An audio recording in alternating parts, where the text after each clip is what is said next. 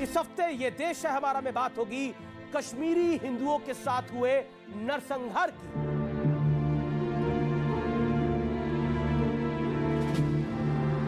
उस काली रात को क्या कुछ हुआ था, उसकी सबसे बड़ी गवाही। अगर तुम तीनों का रेप हो जाता है तो तुम लोग सिर्फ ईश्वर का नाम लेना उस टाइम, और वो रात आप सोचिए हमने कैसे निकाली होगी। इधर मेरे दर्द की इंतहा नहीं और तू कहता है जख्म दिखता नहीं। हमारा दर्द जायज है। ये हमारे भी मारे गए, इसको बोलते हैं बांड पत्थर। कश्मीरी पंडित भाई, अरे तेरे कश्मीरी पंडित भाई दफा करो उसकी आवाज को।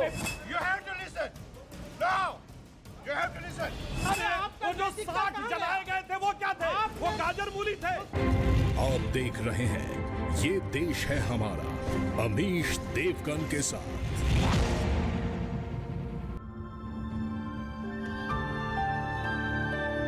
नमस्कार व्यूअर्स, मैं हूं अमीश देवगन और आप देख रहे हैं इस समय देश का सबसे बड़ा कार्यक्रम।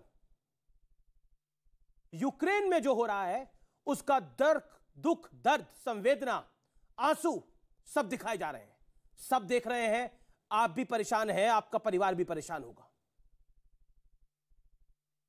जो कुछ तालिबान में हुआ वो भी देखा गया,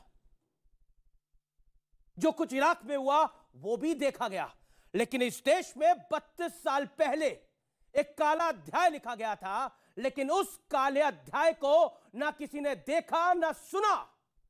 वो काली रात ऐसी थी कि लाखों कश्मीरी पंडित अपने घर से बेघर हो जाते हैं और इस देश की सरकार पर जूं नहीं रेंकती। एक फिल्म बनती है कश्मीर फाइल्स, जो ब्लॉकबस्टर हो जाती है, जो सुपरहिट हो जाती है, और उस फिल्म में जब सच्चाई दिखाई जाती है तो तथाकथित प्रोधा, तथाकथित इंटेलेक्चुअल्स कहते हैं कि यह हिंदू मुसलमान करने की एक बड़ी कोशिश है, इस फिल्म को तत्काल प्रभाव से बैन कर देना चाहिए, यह तक कहा जाता है। जब उस फिल्म को देखकर लोगों के आंसू भर आते हैं और वो भारत माता की जय और वंदे मातरम कहते हैं, तो कहते हैं ये तो वही वॉर मॉन्गरिंग है जिसको भारतीय जनता पार्टी और राष्ट्रीय स्वयंसेवक संघ चाहता है। जब नरेंद्र मोदी देश के प्रधानमंत्री इस फिल्म की तारीफ कर देते हैं, तब कई तथाकथितों के सीने पर सांप लौट जाते हैं। क्यों? आज मैं भी दिल खोल के बोलूंगा, और इसलिए बोलूंगा कि यह बोलने का दिन है, लेकिन आज कोई और भी बोलेगा। मेरे साथ यहां पर कई कश्मीरी पंडित हैं जो आज दिल खोलकर अपनी बात को रखेंगे। उस काली रात को क्या कुछ हुआ था, उसकी सबसे बड़ी गवाही आज नोएडा के स्टूडियोज में होगी। पहले एक रिपोर्ट।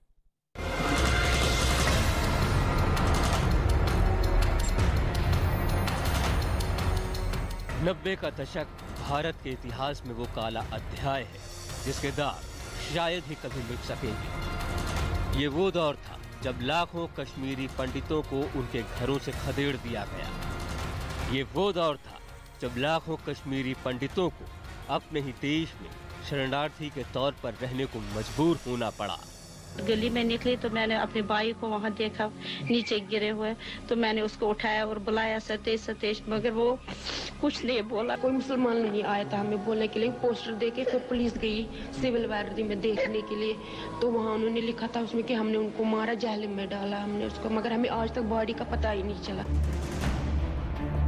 फिल्म कश्मीर फाइल्स ने उन दुख भरी यादों को फिर ताज़ा कर दिया है, लेकिन हैरानी की बात है कि कश्मीरी पंडितों का सच सियासत को पसंद नहीं आ रहा। इन दिनों आपने देखा होगा कश्मीर फाइल फिल्म की चर्चा चल रही है, और ये फिल्म का तथ्यों के आधार पर, आर्ट के आधार पर उसकी विवेचना करने के बजाय उसको डिस्क्रेडिट करने के लिए बड़ा मुहिम चलाया। हिंदुस्तान फिल्मों से नहीं चलेगा, हिंदुस्तान सरकार के शासन और नीति से चलेगा। हैरत अफसोस इस बात का है कि 1500 नॉन पंडित हिंदुओं का भी कत्ल हुआ मिलिटेंट्स की तरफ से, मगर उनके बारे में कोई आंसू नहीं बहाया जाता, उनके बारे में कोई पिक्चर नहीं बनती अपनी जेब गर्म करने के लिए।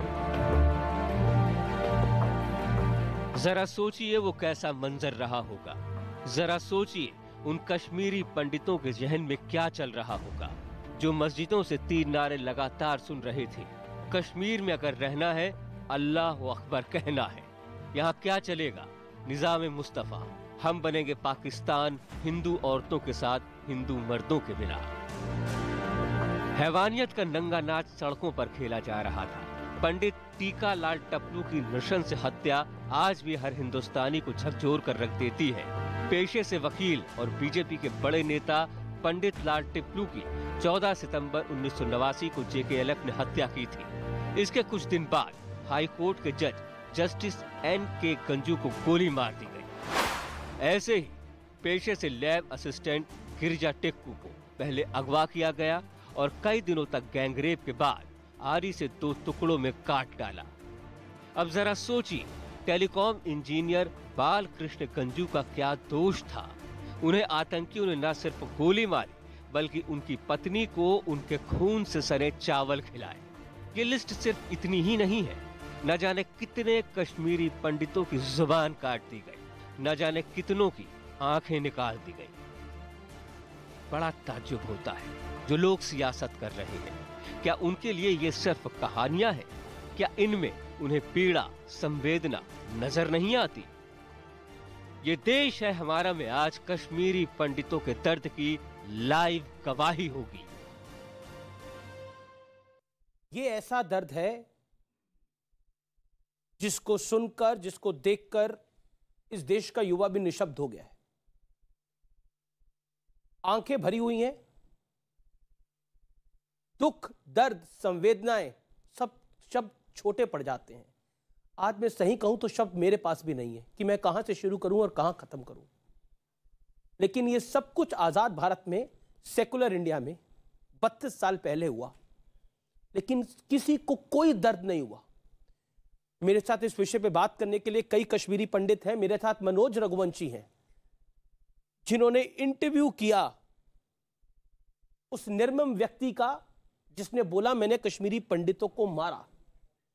मेरे साथ कश्मीरी पंडित ललित अंबरदार हैं, जाने माने टीवी पैनलिस्ट हैं, आंखें नम हैं उनकी। डॉक्टर सुधांशु त्रिवेदी हैं, बीजेपी के सांसद हैं। मेरे साथ इरफान हाफिज लोन हैं, एडवोकेट हैं। शोहेब जमई हैं, मुस्लिम चिंतक हैं। सलमान निजामी हैं, नेता हैं कांग्रेस पार्टी के और कश्मीरी एक्टिविस्ट भी हैं। लेकिन जब नारे लगाए जा रहे थे तेरा मेरा रिश्ता क्या, ला इलाहा इल्लल्लाह, जब नारे लगाए जा रहे थे अल्लाहू अकबर के, तो शायद किसी सेकुलर इंडियन को कोई तकलीफ नहीं हुई। मेरे साथ यहां पर जोगी साहब भी हैं जो कि कश्मीरी पंडित हैं, पेशे से इंजीनियर है, टेलीकॉम इंजीनियर ही हैं। और जिन बालकृष्ण